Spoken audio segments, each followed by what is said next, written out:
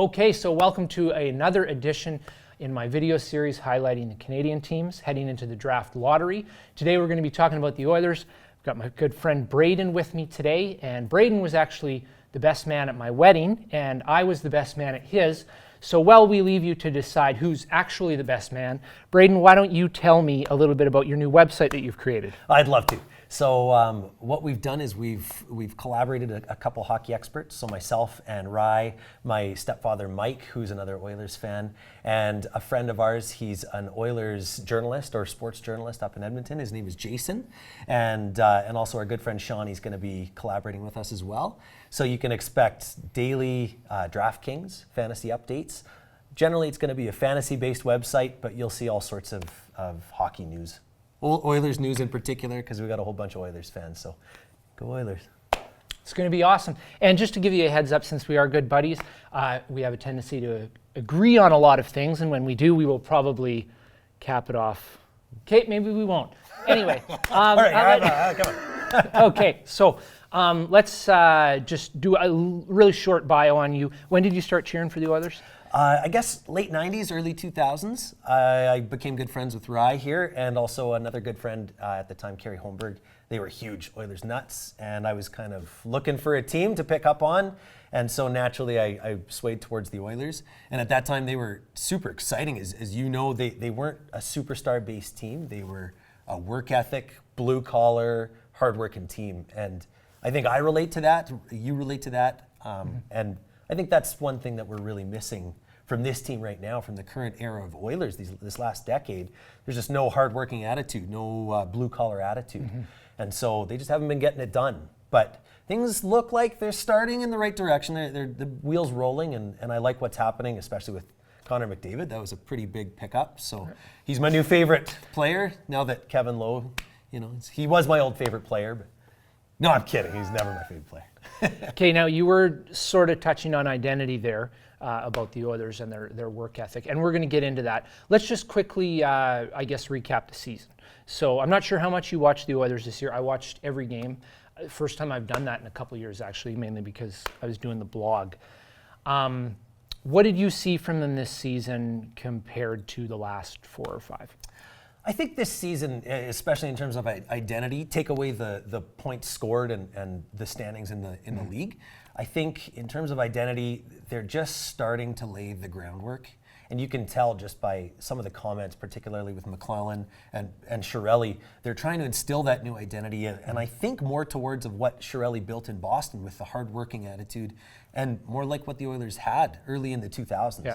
And so to start the season, things were really looking good. There was a lot of back-checking, particularly by Taylor Hall. Mm-hmm. He did a really good job defensively to start the season. And as the season carried forward and guys got injured, I think that's where that attitude started to change a little bit. And that's a bit of a problem. And, when you face adversity, that's when the attitude needs to keep you upright. And things went awry for the Oilers. What do you think? No, and I agree with you on that. And I talked about this a lot in my videos this year.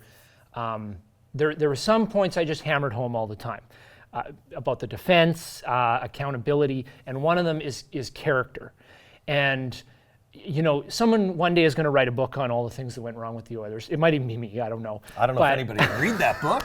Okay. Anyway, one of the biggest things was that they allowed a lot of these players off the hook season after season, and that goes hand in hand with accountability. And then what happens is, even if you are a good person and you have good intentions, that laziness is just a part of who you are, and you have to break those bad habits. The Oilers are so unique because it's not like they just have all this raw young talent. They have raw young talent with bad habits. Mm-hmm. And anyone who's smoked knows how difficult it is to break a bad habit. First, you've got to break that habit, and then you need to replace it with something else. And I think this season, a lot of it had to do with breaking those bad habits. And that's why we saw, 4 or 5 times McClellan comes out, and he has to call these guys out. And he shouldn't have to do that. Yeah, every team's going to have 1 or 2 stinkers a season. That happens. Even the Hawks got thumped by LA at home, I think, this year. Yep. But it can't be every 10 games or every 15 games where he's like, hey, that's enough. I got to keep you guys on a short leash. The one frustration I had this year, though, because they had so many injuries, it was hard for McClellan to send a message and be like, okay, you're sitting down today. Because a lot of the time he was just trying to ice a roster. Right. You saw what Calgary did. They benched Gaudreau and Monahan. I think it was after the Super Bowl. They were out partying and stuff. They sat him down for a game. Well, Edmonton didn't have that luxury this year. They didn't. And further to that, that assessment that Peter Chiarelli needed for this season's roster and future seasons, he just couldn't get it. Absolutely. And I know, I'm not sure if he said this first or if I just had this thought before the season started. I'm on the same wavelength as him. You come into this new organization, you want to take some time to assess. Don't just start, shipping guys out and bringing new guys in. Take some time, see what you have. Because he was in the East, he didn't see the others a ton. Take that time and see what you have on your team. But then what he ran into is that he never saw his whole team. He never saw the guys in the right spots. Guys were always playing over their heads, especially on defense. Oh, I mean, that was ridiculous. They dressed more defensemen than any other team in the league. And they already had a weak blue line. Yeah. So, and the average age has got to be extremely low in terms of blue line age. Absolutely. So low, and especially in games played, experience. It's got to be one of the lowest in the league. So yeah, and so you didn't have that experience to sort of help those guys along. But in my opinion, this season, and I talked about this at length, it was all about foundation. It's establishing this is how hard we're going to compete on a nightly basis. And I heard McClellan say this several times this year. That should be a given.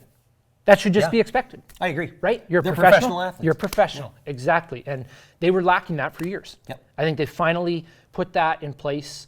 Maybe not completely, but I think anyone who hasn't bought into that I couldn't agree gone. more. Yeah. I couldn't agree more. Yeah. I'll give you a high five for that. Good. Yeah. Okay, now that we've talked a bit about the season, let's get into Connor McDavid really briefly here because I know everybody's talking about this.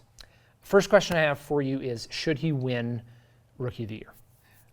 No, I don't think he should. I think if he'd have played 60 games, he probably would be a shoo-in for Rookie of the Year. But Panarin was just too good. I know he was an extension of Kane, but that chemistry that he created with Kane, I don't care about his age. It's his first year in the league. The KHL is very, very different from the NHL. So he still had that transition similar to McDavid's transition.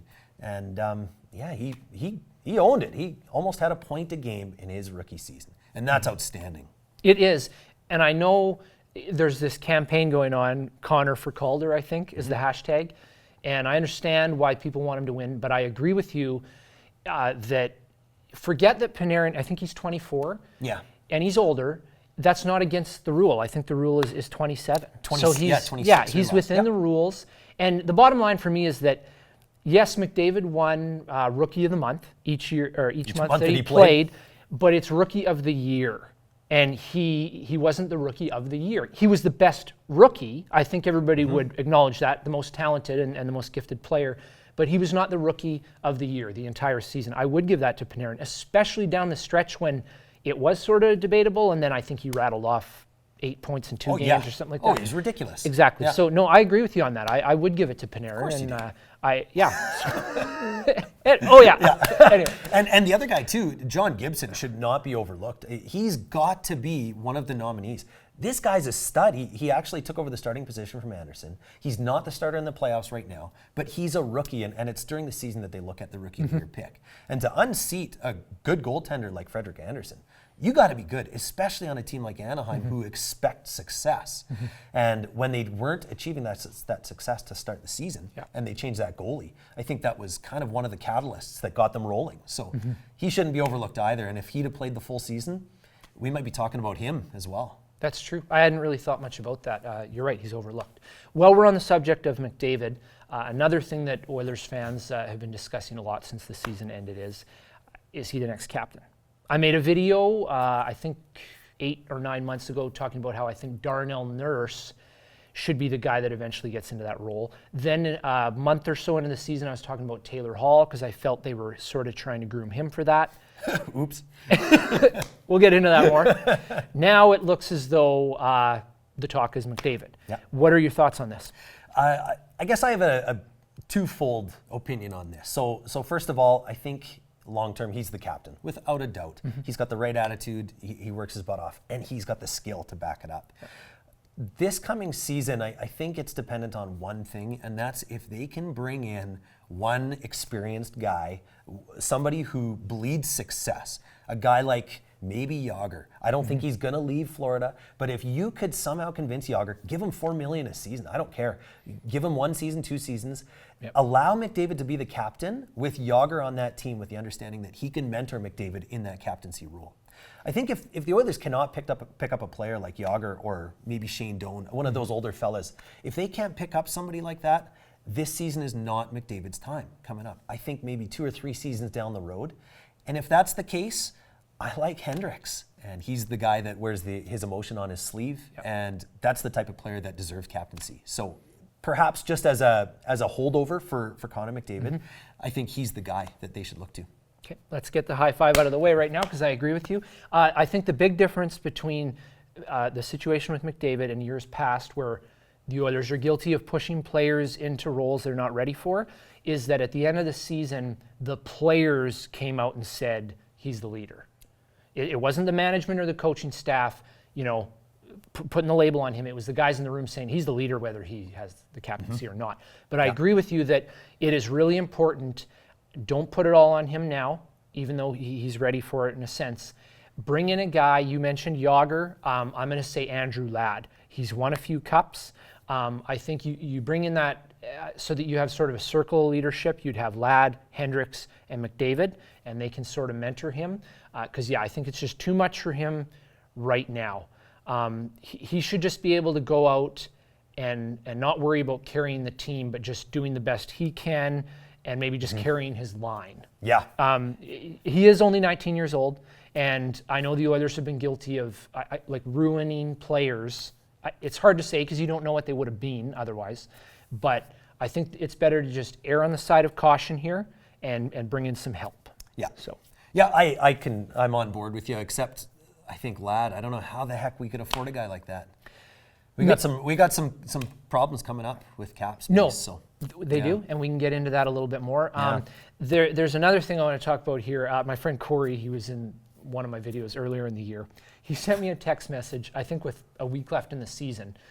I think maybe he'd had a few drinks and he was looking to vent. And he basically was like, why haven't you talked about Cam Talbot? He's been the Oilers MVP all year. You never talk about him.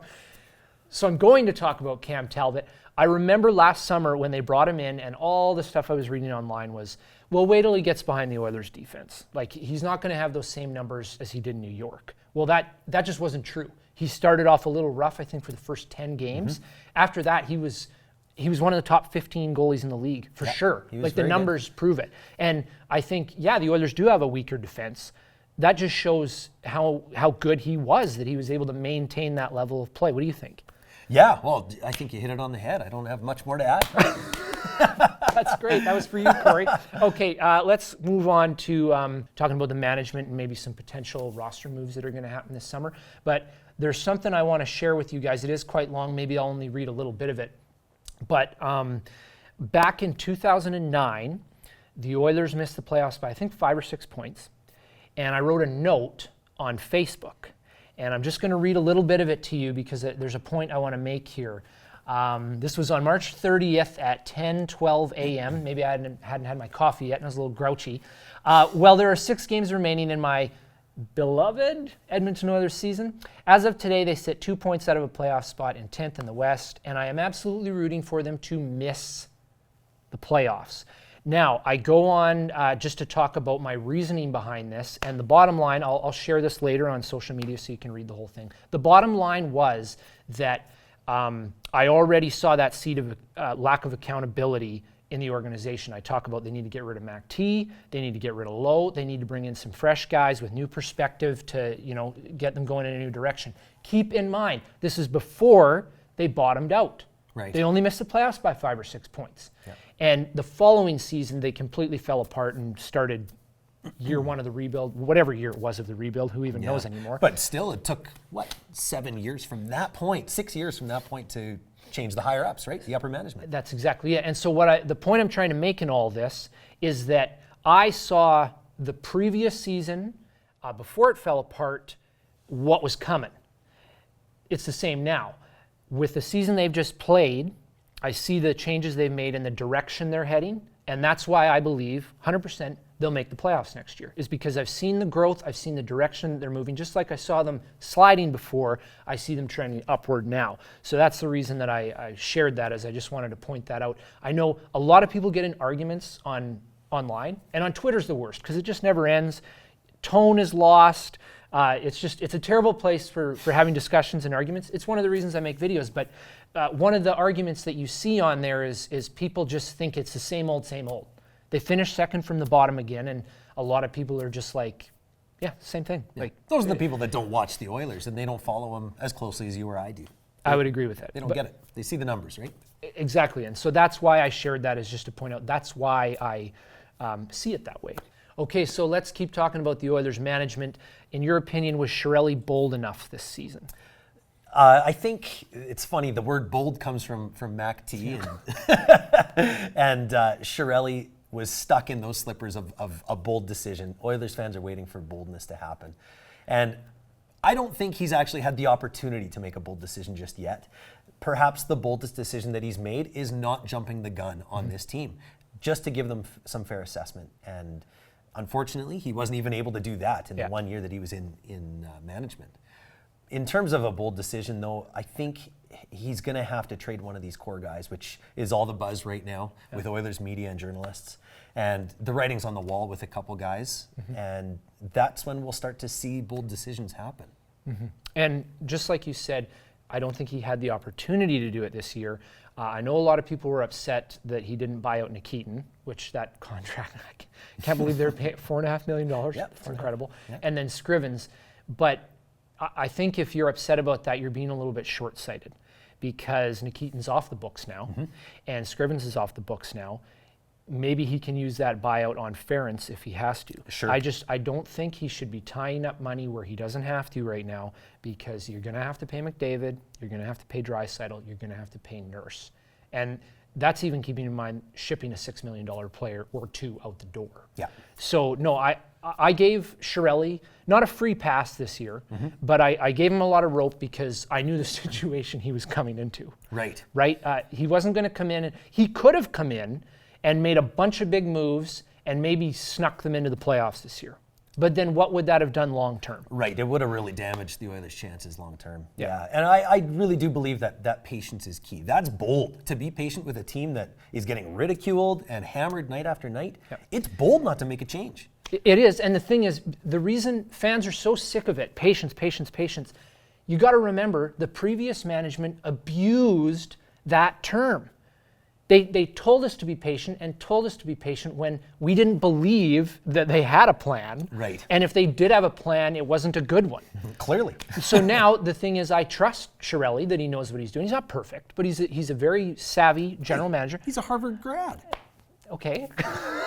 Point taken. But what I'm saying here is that I'm willing to give him that rope because I trust that he knows what he's doing. And I was willing to be patient this year because I think that next year we're going to start to see some of the fruit of his decision-making or lack of decision-making. Yep.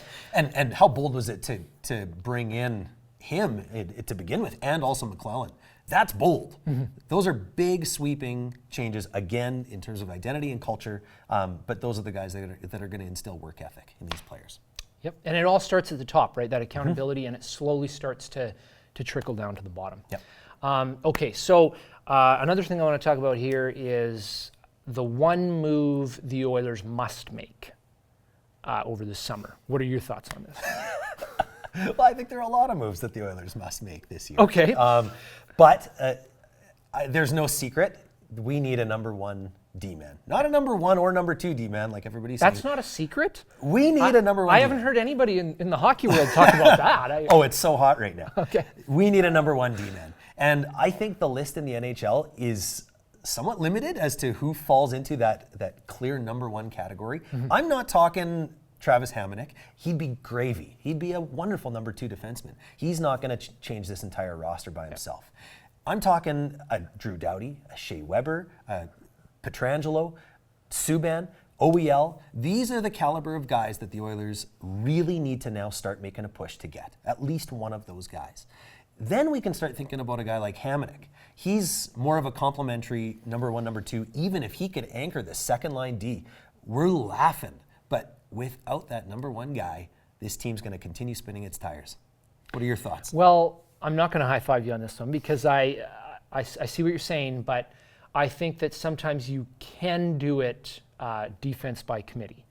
I think if they go out and get Hamonic, and I think I think there's a possibility that Chiarelli has a verbal agreement with Snow already, that he's going to send Eberle for Hamonic. There might be some more parts.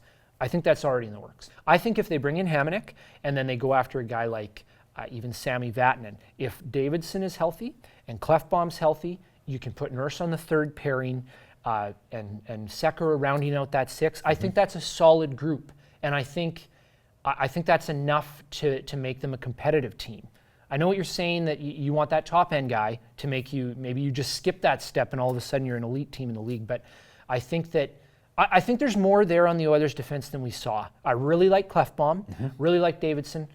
Well, between them, they missed a full season. Right. So, and then other guys were forced to play above their heads. Even Davidson was forced to play above his head when he was playing. Right. So I see what you're saying, and I'd love that. I'd love it if Hall was straight across for Subban. I'd do that in a minute, if Montreal would do it. It's crazy that he's even being talked about. It is crazy. Subban. It is. Yeah. But no, I'm okay with him just maybe upgrading their defense. I'm okay with a few number 2s or a number 3 there, just to round it out. I think the reason why I look to those number 1 guys for the Oilers is because right now the D core is so young that I don't think they can handle the pressure of a Taves and Kane line coming at them in the playoffs. I'm thinking playoffs. I'm not thinking regular season. And if there's a guy like Shea Weber there, that just relieves so much pressure for those young guys. It really just lets them focus on their game. Yeah. And that's what I think would really help the Oilers. And in a sense, that's a leadership quality from a guy like Weber with that experience. Even OEL, I think he's probably played more playoff games than, if you take out Fane, than all of the Oilers D combined at this point. Yeah. So, I mean, any of those guys would make a massive, massive change to the D roster. Absolutely. And while we're talking about changes, Terry Jones put out the survey results of Oilers fans, and I found this very interesting. I think they're in favor of bringing back, I think, almost 75% of the team. And that just goes back to what I was saying, that the educated fan sees there's a lot of good pieces in place, and they liked what they saw from a lot of guys. I think they maybe would have been an 80-point team this year if they were healthy, which is good progress. If we had seen it, it didn't happen. But so much of it is mental. They think they're going to lose. And I think they went, they made a bit of progress this year on that, just sort of breaking that losing mentality with some of these guys, but there's still a lot of work to do. The 3 guys who probably are the face of that are the $6 million players. Now, even saying that, the $6 million players, that really bothers me, because I remember when McTavish signed Nugent-Hopkins to his extension, someone came out and said that it was the easiest negotiations that Hopkins' agent had ever had. Yeah. That's a bad contract. I love Ryan Nugent-Hopkins. He's one of my favorite Oilers, and I really don't want them to move him, but that's going to burden them. It really is. He's had injuries his entire career, and I think the management is to blame for putting too much on him. I remember Rennie wanted to send him back to the minors in his rookie year because he wasn't physically ready, and he was right. But yeah, paying him $6 million for a guy who's never had more than, I think, 56 points in a season, that's not market value. He should be making $4.5 million. I know he's a first overall pick, but he has not played up to that potential. Anyway, now that I have that venting out of the way about the $6 million.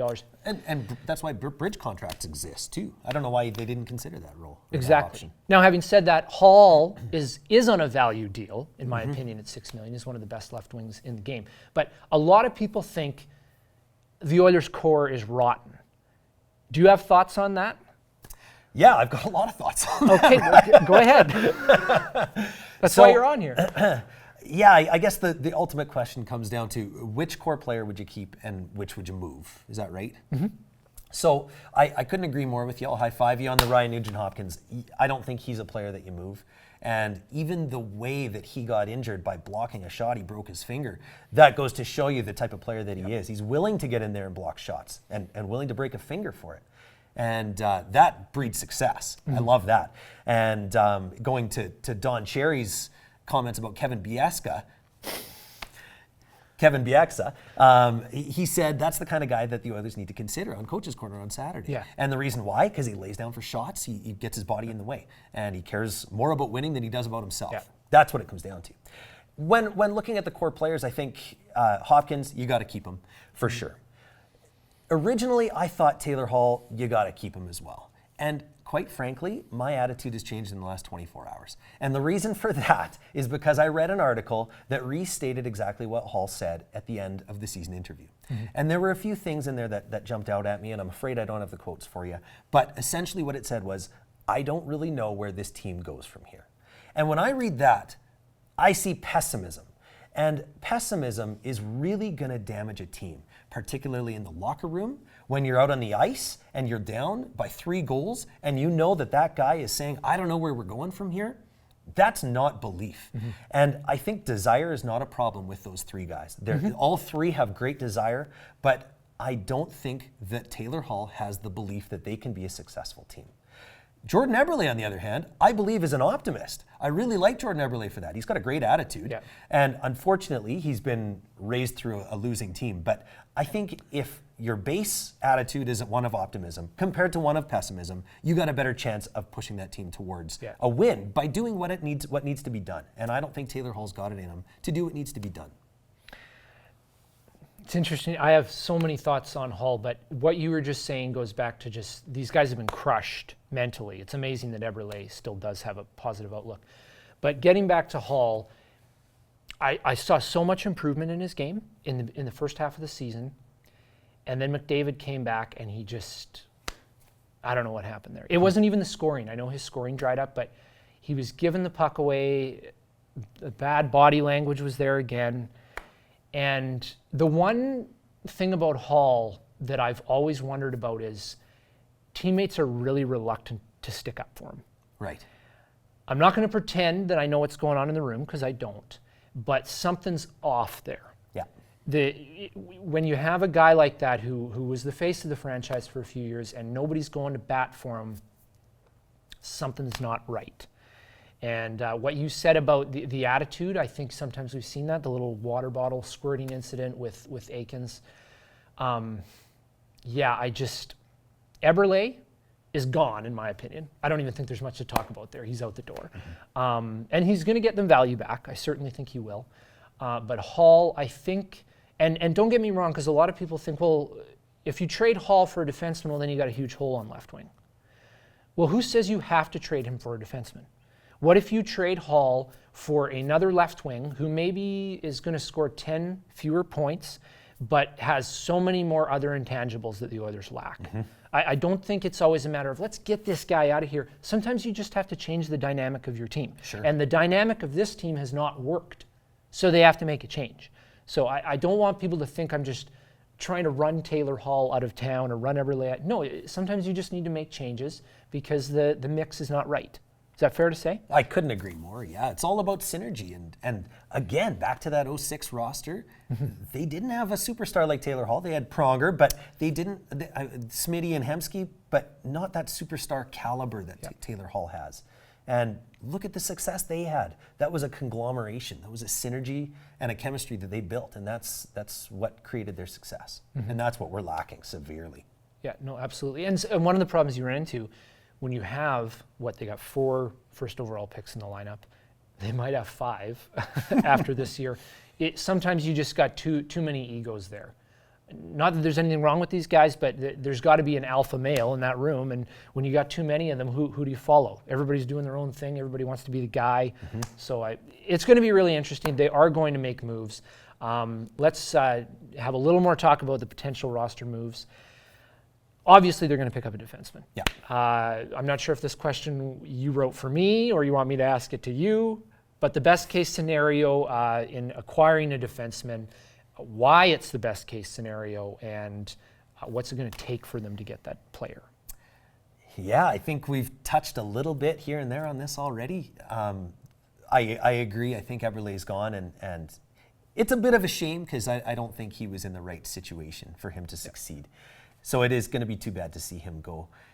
Taylor Hall, I believe, very well could be gone. And I know you disagree a little bit about this. He's the guy that's got to get us that number 1 D. Taylor Hall, and I sincerely believe that our pick coming up here, this rookie pick, if you package those two together, boy, somebody's going to be licking their chops.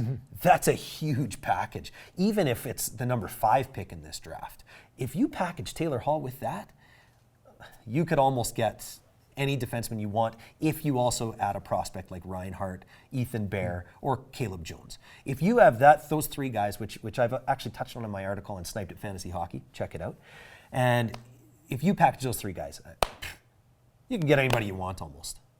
Yeah, I agree. And actually, Terry Jones put that article out today, talking about how they could trade the top pick for Larson, a pick, and a Larson's first round pick and a goaltending prospect. I think it's the other way around. Terry Jones. Yeah, I agree. think it's the other way around, that that pick doesn't hold that value. You got to package up things with it to get Larson. I mean, I think he's one of the 5 best defensemen in the league. Oh, I couldn't agree more. I mean, when he plays the Oilers, he controls the game. Yep. It's ridiculous. And he's big. He is 6'3". big. Yeah, and he moves the puck well, and he separates guys from the puck. It's just it's everything the Oilers don't have. Really, yeah. Yeah, so it's a shame that Arizona came out and said they're not making that deal. Maybe that's just posturing. I don't know. That remains to be seen. But I wouldn't make that deal either. If you're Arizona. If I'm Arizona. Yeah. Oh, man. Even if it's Austin Matthews, that's not going to get it done. Yeah, no, and well, did they fire Maloney before or after those comments were made? I'm not too sure. Okay, well, that might change things. Who knows? Yeah. Okay. Just before we get to the draft lottery, I just want to reiterate something I said earlier. This was a question I got on Twitter, and I just want to touch on it really quickly. Cameron said, where would the Oilers be now if Chiarelli, Nicholson, and McClellan were all hired in the spring of 2010? Now, I know I talked earlier about that note I had written. The biggest mistake that the Oilers made in all of this mess was that when you bottom out like that, you fire the guys who made the mess, you bring in fresh leadership, because anytime you bring in new guys, it usually takes 3 to 5 years for their plan to take shape. That doesn't matter just with hockey. That's any organization. You got a new vision. They like to bring in their own people. It takes a while for things to get moving in the right direction. The fact that they kept the people responsible for the mess and allowed them to try to dig out of that hole, you wonder why things went wrong? That's what inspired your video series. That's exactly what, and that's one of the reasons that original video I made went viral, is everybody could see it. There's just no accountability. You know, it was the least professional organization in professional sport.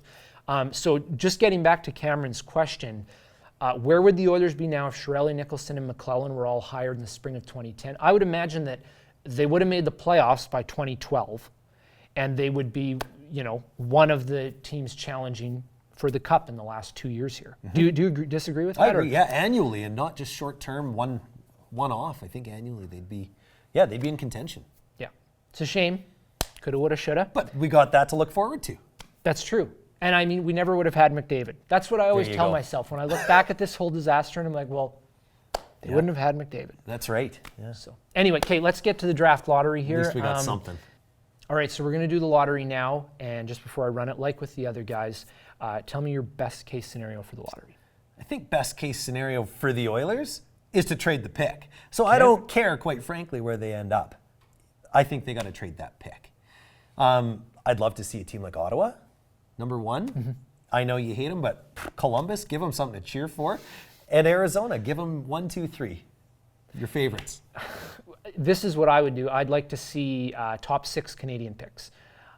So I think you'd have to have Winnipeg, Montreal, and Ottawa win those 3 lottery spots, and then 7 of the top 8 would be Canadian. That's what I'd like to see, because then I think the competitiveness in Canada will be that much stronger heading into the next 2 or 3 years. I mean, could you imagine if we saw a Canadian final in 3-4 years from now? That'd be great. Yeah, that'd be fantastic. Could happen. Yeah. So I love parity in the league. So yeah, and boy, did Columbus stink it up with a good team. You and I both thought they were going to be a great team, especially after that run that they had 2 seasons ago to finish the season. Yeah. Boy, what a bunch of stinkers, eh? I know. It's incredible. I don't know how that happened. Yeah. And then your worst case scenario before I run this. Oh, the worst case would be Leafs number 1, Canucks number 2, and Flames number 3. Mm-hmm. Brutal. Yeah, I think that's my worst case too. Although the thing is, if the Leafs don't win, I feel like because of the sway that the Eastern media has on things, they're going to change the lottery again. And as an Oilers fan, I feel bad for other teams because why are you punishing everybody else for the Oilers' ineptitude? Because this is just swinging things. I think somebody said just today, the Oilers have better odds of winning this year than they did last year. If you want to penalize the Oilers, just penalize the Oilers. Don't, it's like when you go to the pool and one kid poops in there and everybody's got to get out. Don't ruin it for everybody, right? Do you know what I'm saying? Totally. So that's what's going to happen if the Leafs lose the lottery. Yeah. There's going to be this huge uproar, especially if the Oilers win it. You don't need to keep changing it. And I could go on and on. I think the NHL does that way too much. Rather than address the problem, they tinker with everything else. Like with the goaltending, it's like, just reduce the equipment. The equipment inflated, and that's why scoring went down. Why wouldn't you just reduce it again? No, we're going to change the nets. We're going to deal with the root of the problem. Anyway, I'm just venting now. I'm way off on another conversation. Exactly. Let's just run the lottery. All right. You can go ahead and do it yourself there. Oh. The Canucks. Oh, man. Jeremy's going to be stoked. He would, although he said he'd like to see them in that 2 spot because he doesn't. Well, that's true, but I think he's in denial, quite frankly. Number 2. Hey, there we go. Columbus Blue Jackets. Congratulations, right? Very exciting. I think Columbus and Winnipeg have done the best of all the lotteries I've run. Yeah, I think so. And number 3, Ottawa Senators. Well, I got 2 out of my 3, so that's pretty good. I'm happy. Yeah. Except for Canucks. And Kyle was in here in the studio just sort of wandering around aimlessly earlier. It's too bad he didn't stay. He would have been happy with that. Yeah. I don't think I have a big problem with that. So that's 5 of the top 6. Yep. No, 6 of the top 7 Yep. are Canadian picks. You just had Columbus weaseling their way in there. Anyway, do you have any final thoughts heading into the lottery? I know you said you hope the Oilers trade the pick. Yep. Is there any scenario where you'd like to see them draft a player in that top 5? Yeah, I think if they were able to get a player like Vatanen straight across, which I outlined again in my article, if they were doing something like Eberle for Vatanen and held that pick to place in the winger slot, somebody like Puljujarvi or Laine, if they get number 2, or Tkachuk or Nylander. There are some good wingers. This is the draft of wingers, really, the top 10 picks. So I wouldn't mind seeing a winger take Eberle's place. Essentially, we're getting a defenseman for free in that case. So that sounds pretty good to me. Yeah, and I've said this before. I don't want the Oilers to win because I don't want them caught in that situation where you have the top pick, you're trying to move it, you can't get the value, so then you err on the side of caution and draft, because then Matthews would be on the team next year. They don't need more young guys like that. I'd far rather them, especially centermen. I'd rather them that Laine, draft him, let him go to the American Hockey League for a year, or even 3/4 of the year, and then bring him up if you feel he's ready. But just enough of the cycle of rushing guys in. They were sort of forced into it last year with McDavid. You didn't have a choice. Anybody was going to do that. But it's got to stop. They got to break that cycle. So I wouldn't have a problem with this. Actually, I wouldn't have a problem really with any of the lotteries we've run.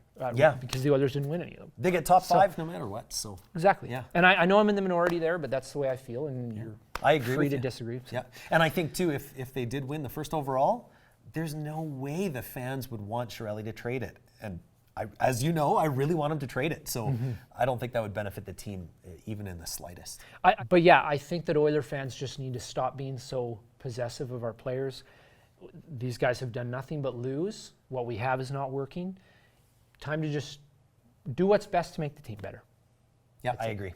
So anyway, thanks a lot for coming on the show today, and I'm really looking forward to working on our website together. Me too. I'm stoked. Thanks for having me. Great. Yeah, please check it out. Sniped it. FantasyHockey.com. Good stuff. Yeah. Okay, so that's it for today. Be sure to watch for my last video in this series with Steve Dangle covering the Toronto Maple Leafs. I'll see you then.